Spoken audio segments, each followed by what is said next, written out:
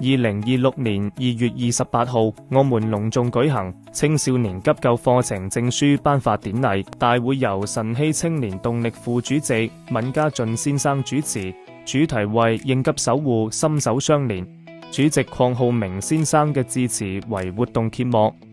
同學們成功掌握 CPR-AED 技能，成為社區嘅守護者。在頒發證書嘅環節中，主禮嘉賓及多位重要人物，包括立法會議員莊豪鋒先生及元朗消防局局長嚴建偉先生、消防處社區應急先鋒名譽會長會元朗區各位嘉賓祝賀學生們嘅成就。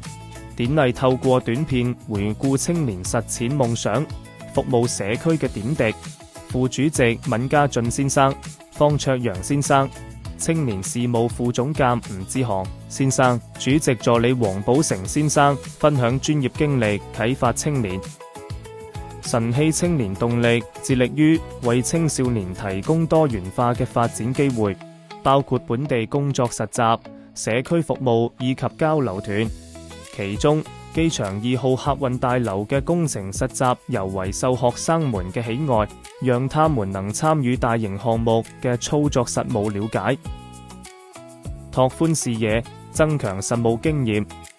過去1年，尤其是參加交流團嘅經歷，讓學生們開闊了視野，學習到不同文化嘅交流，並實現了自己嘅夢想。